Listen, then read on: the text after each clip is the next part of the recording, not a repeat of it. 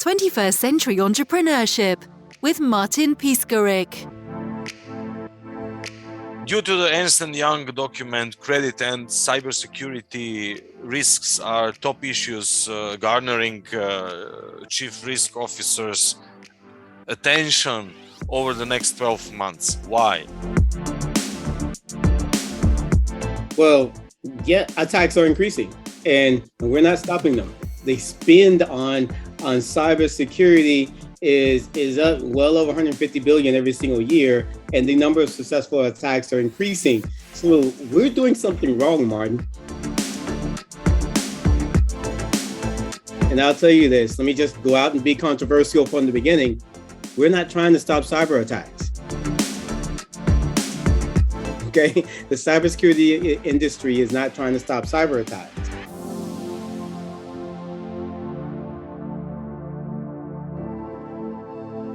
Because if we're leading with a detect and respond type of approach, that means we want the incident, the attack to happen, and then we're going to detect what happens, and then we're going to try to respond. But I've been a penetration tester and I've been the incident responder before. By the time you get the alert or detect my activities, I probably already have stolen your data.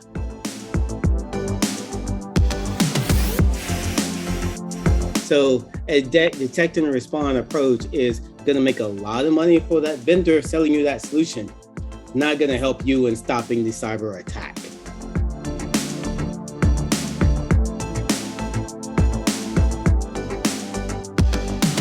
And so on the hacker side of the things, if you aren't putting preventative controls in place, then that means I'm going to be more successful.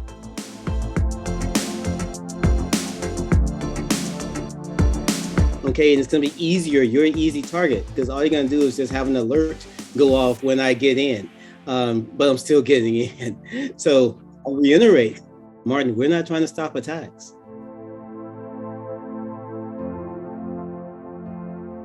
Because we are lazy or because it costs a lot of money?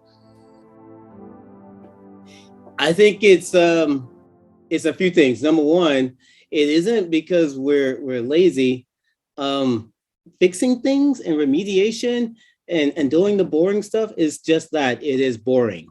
So being a penetration tester is cool. It's fun. Let's say, hey, I can hack into your system and in 30 minutes have access to everything. It's a cool thing. Saying, oh, I can apply these patches onto your system, that's not very cool. So people don't aspire to have the job of being, the patching, the installation person or cleaning up.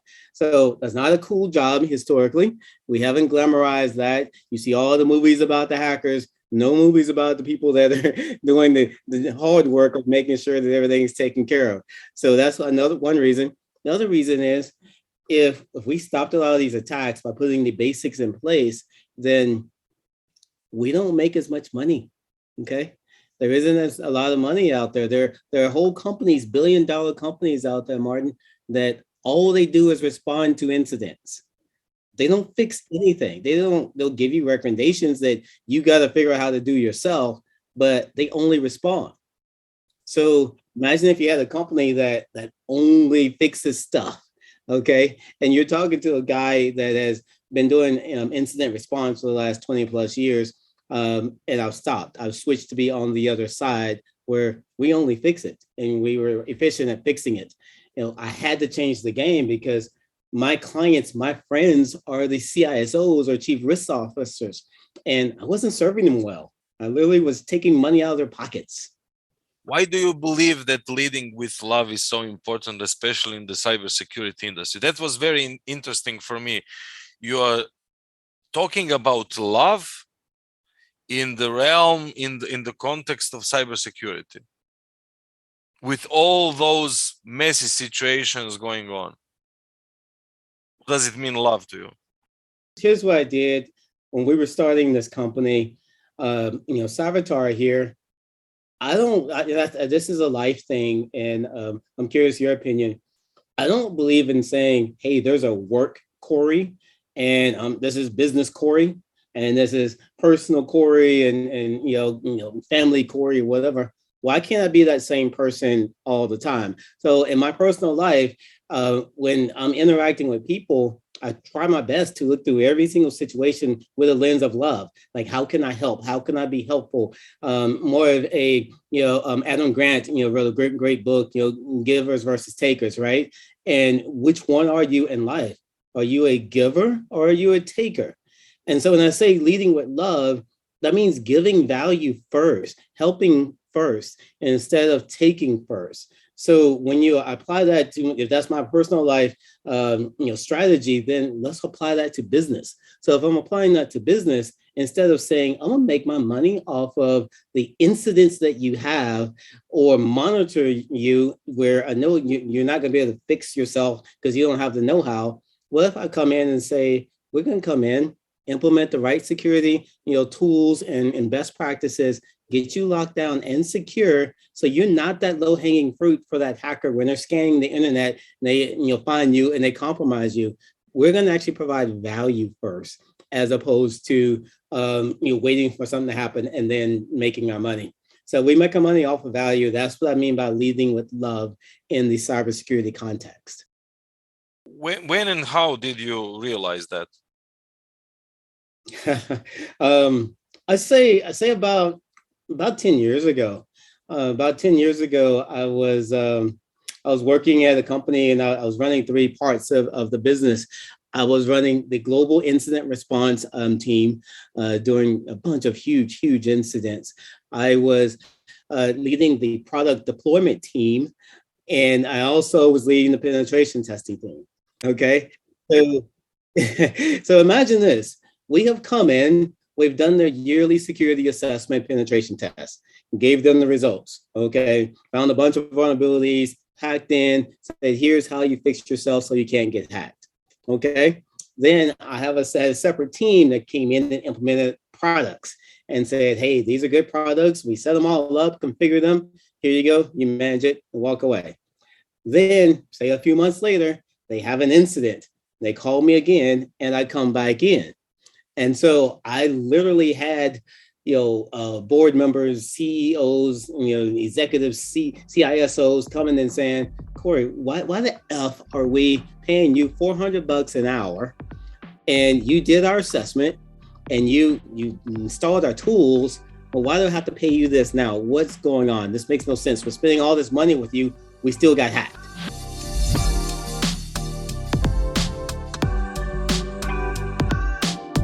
So with this security assessment, the security assessment actually found vulnerabilities. But if you didn't actually fix those vulnerabilities from, say, a few months ago, then those all can be exploited and a hacker can get in. And then on top of that, the hackers are hacking every single day. They aren't hacking once a year when you do your yearly security assessment. So they're hacking every day. So it's a flawed mindset to think, hey, we checked the box, did our security assessment. Even if you did fix it at that point in time, 50 new vulnerabilities come out every single day.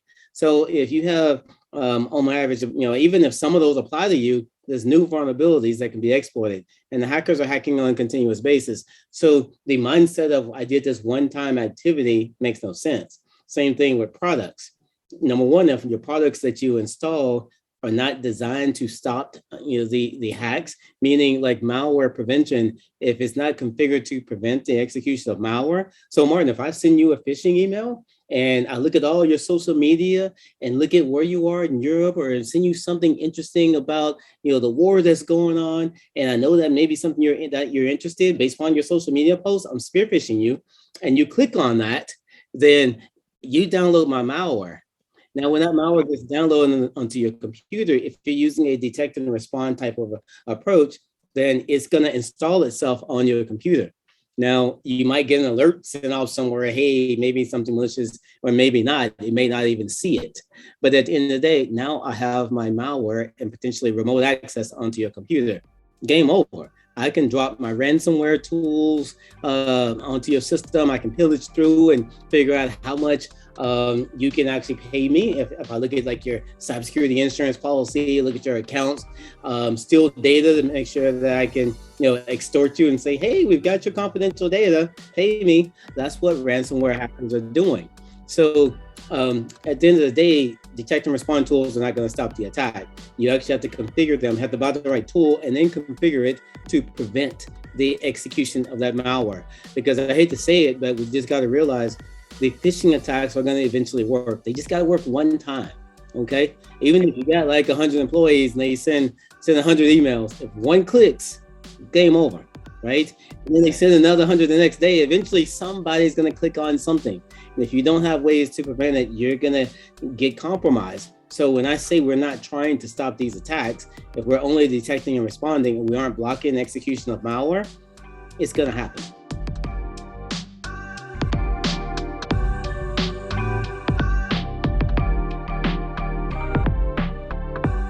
The basics in cybersecurity is you can't secure what you don't know you have. And that is basic IT asset management and what's running on systems. So they had an asset sitting internet facing. Again, I didn't work there, but here's the deal. If you don't know you have an asset out there, you can't secure it. So that's the first step in cybersecurity. Know your assets and secure them. Okay, so failure number one, if you don't have that as a company in place. Failure number two, what software is running on your assets. Okay, if you don't know what software is running on those assets, then you don't know what vulnerabilities that software has. Okay, all right. And then so number three, from a vulnerability management program, if you're scanning your external presence on a daily basis, then you're going to see that, hey, new critical vulnerability just came out on this asset that I have that can be exploited. I need to patch this and fix it right away. But if you're not scanning your external presence on a regular basis, you're not going to see that. Okay.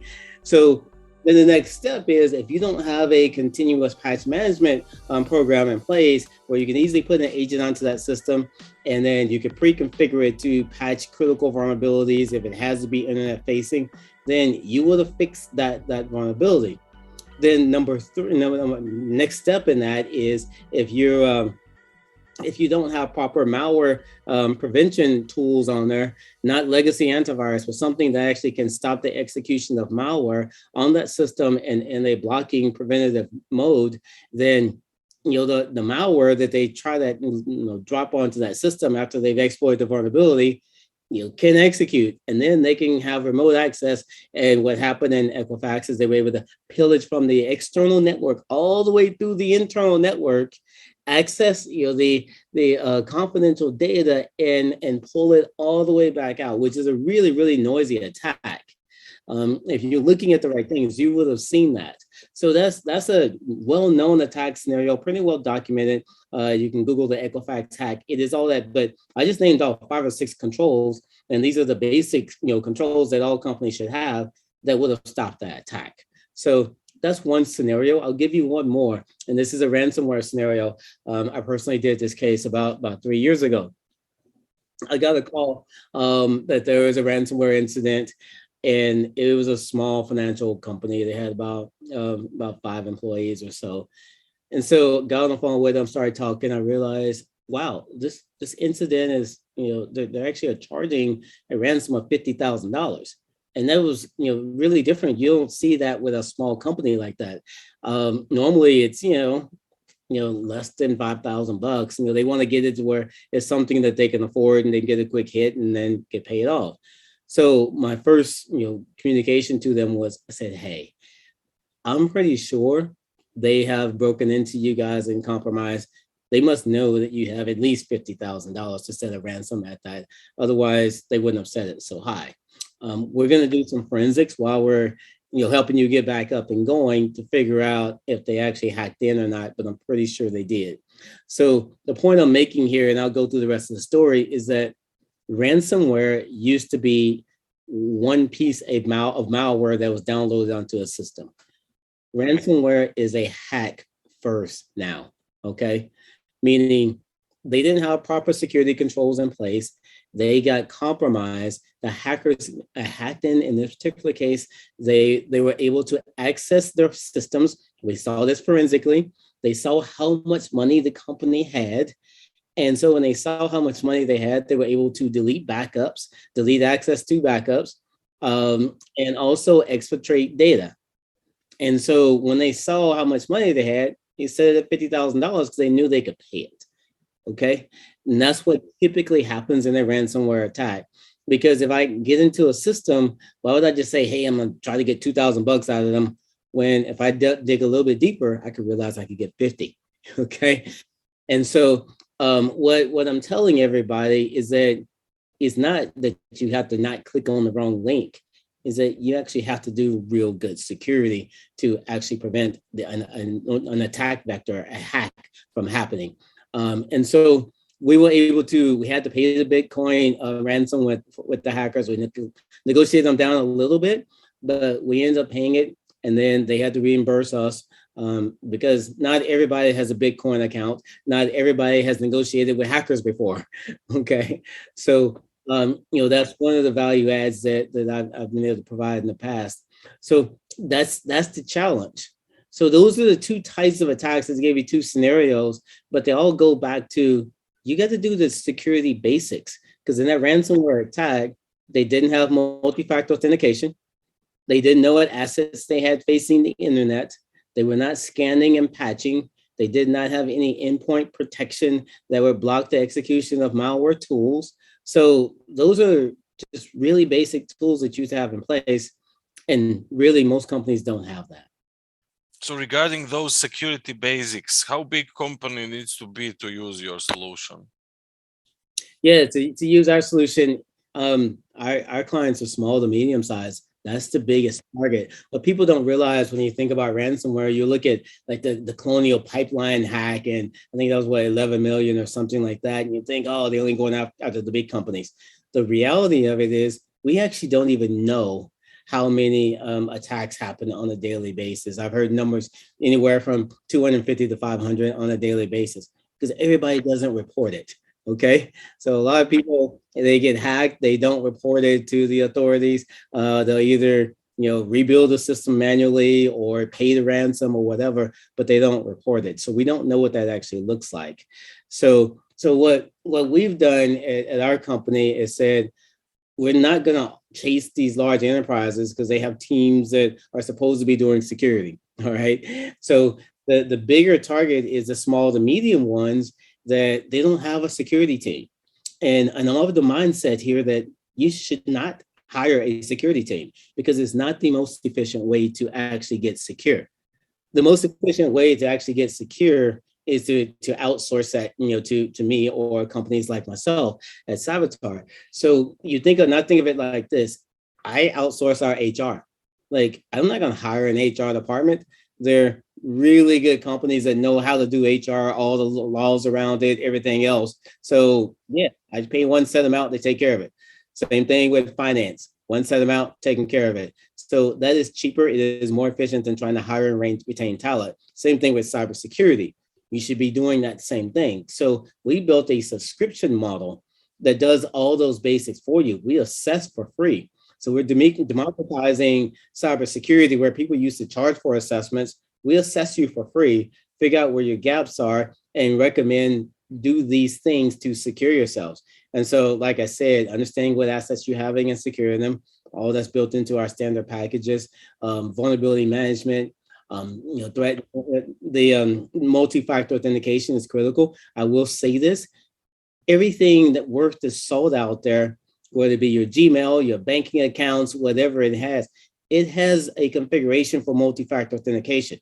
You just have to enable it. I'm encouraging everyone to do that today, because here's the point. Just think, the hackers have your password. That's how I approach it. I have complex passwords, but the hackers have that password, because if they're stealing password databases, doesn't matter how complex your password is, they got the whole database. I have done those breaches before for very large companies, and they have those databases. And so they have your password. And so that multi-factor is what protects you, especially when there's so many remote users now that COVID has happened.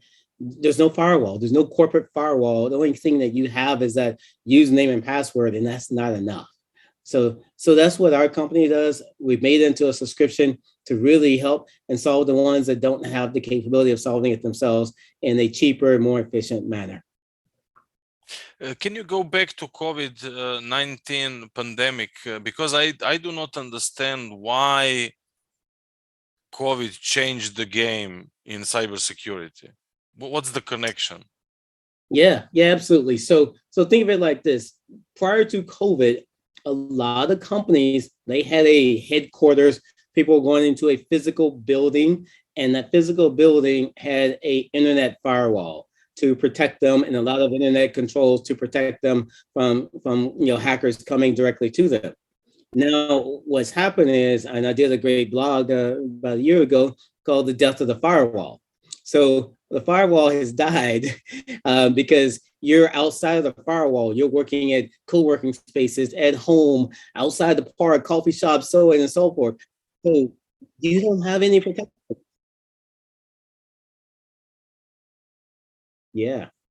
Yep, absolutely. And think of it like this: from if I were at a company and my job was to protect that on the security team, if I just had to protect the four walls inside of the headquarters, right? That's easier. But now I've got the cloud, I have remote systems, and I have my headquarters. The areas that I have to protect and secure has just expanded.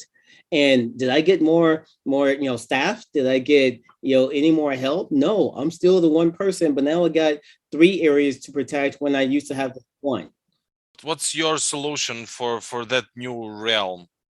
Yeah, so the good news is with all the invention of cloud and API, we only use cloud and API enabled products. So we don't care where the end computer is. It could be anywhere in the world. We can connect to it, put an agent on it, and secure it appropriately because everything is cloud manageable. So with that type of model, we don't need a firewall. We don't need a corporate location. You can say, hey, here are 50 employees, regardless of where they are in the world. We get our tools installed, then we can manage them and secure them just like they're inside of a firewall, even though they could be in 100 places around the world right now.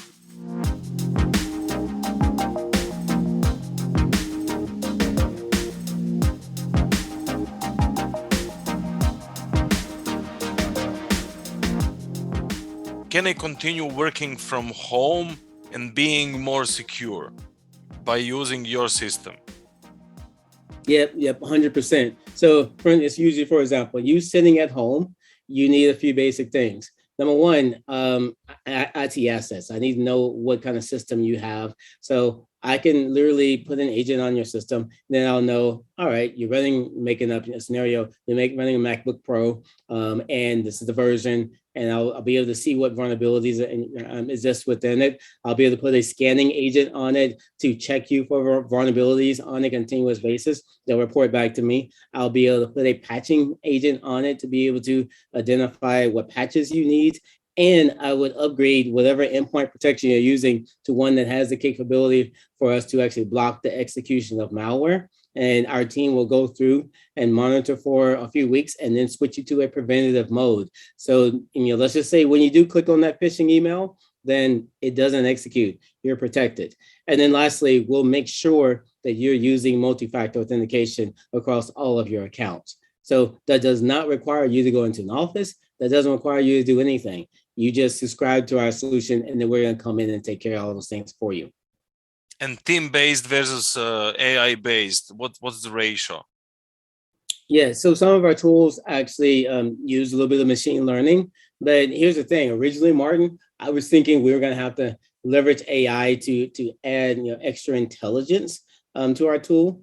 But problems that need to be fixed are the same problems we had 20 years ago. They're the basics. This is basic blocking and tackling. And I think one of the challenges within the cybersecurity space and even the tech space is, we're overcorrecting on this whole AI thing, thinking everything needs AI. You don't need every AI for everything. Some of these challenges are really basic, and you could really put too much into it. But we're just doing the basics to take care of customers. So there is no big AI magic that happens. This is the basic people, process, and technology that I think we really skipped over earlier in the early 2000s. We were talking about those as three pillars that everything needs to have. And we went away from that thinking we can AI automate our way out of it. And that's not true. The simplest way to do this is to just jump in and solve the problem with the tools that already exist. What's your business model? This is a very specific business model. We are a exponential organization. And there's a lot of companies that use this type of model as a template. So well-known ones are like an Airbnb, Uber, Netflix. The thing about like Uber, right? If I wanted to get from here to the airport to fly out, what if I said, Martin, I'm gonna go out and buy a car so I can get to the airport? You're like, why would you do that? That's not the most efficient way to do it. And I said, well, I'm gonna call this expensive car service, to have somebody, personalize and come and take me to the airport. Y'all could do that. That'd be really expensive and it'd probably take a while for that car service to get there. Or I can pull out my phone, press a button, and allow an Uber or Lyft or whatever to come and pick me up into the airport. They'll probably be here in 5 minutes. I'll be at the airport in 10 minutes. I'm done. So it's about the most efficient way of doing things. And so you look at it from a business model perspective, how hard is it to copy what Uber has done? You can build your own platform and code up the same kind of things that Uber has. But at the end of the day, it's the relationships they've already figured out in all the cities around the world, the partnerships, because they had to fight against the taxi industry. They've done all of that. So what we've done in our business model, we figured out the best of breed, best of class products already.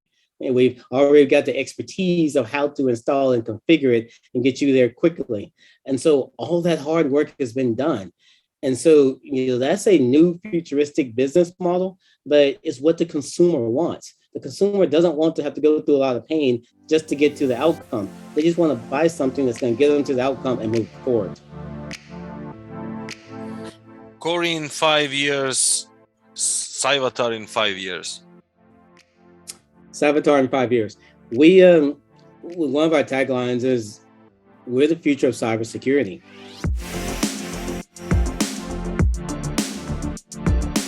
And so we equate ourselves to think like a Netflix, right? It took them more than 5 years, but they put Blockbuster out of business with just a better process. They had no content when they first started. And what the end consumer wanted was, they wanted an outcome of being able to watch movies faster. Like me personally, I didn't want to get in my car and go stand in line and hopefully they have the movie I want and then buy it and have to rush back to avoid late fees. If I could pre-configure this and just get DVDs, sent to my house, and then I just watch them at my own, time, that'd be perfect, right? So what about in cybersecurity? If I had to go out and say, oh, I want to secure myself, let me go and figure out which one of the 4,000 products I need to buy. And then once I finish doing those evaluations, then I got to go and then, install that product and get it configured and then set it up and then maintain it and watch it every single day. And then go through that process for another 5 or 6 other products, because you need multiple products. Is one thing, doesn't solve it. You need scanning, patching, endpoint protection, multi-factor authentication, security awareness, all those. You got to go through that process for all of them. So that's going to take you, depending on the size of your organization, several months to do all that. You could do that, or you can just subscribe to us. We're bringing best of breed, best of class products to you to actually get value guaranteed within 90 days. So we're going to install, configure, assess you, figure out what needs to be remediated, get that remediation done, and then maintain. And so you'll be on a continuous scanning, patching, remediation, automation with us, literally in a matter of weeks. As while you would, if you did the manual way, you would still be evaluating products, and we're done. So that's the value prop, and that's where the future is going. Because I don't know about you, but I wouldn't want to go through the painful legacy process. I would go the more efficient way to get things done. I'm going to challenge the listeners, Martin, here, because we need to affect the world and make it simply a better place. So when we talked earlier in the podcast about leading with love, what if more businesses led with love? Meaning they didn't care about themselves first. They actually wanted to provide value back to the consumer or their customers first, and then they make money off of that.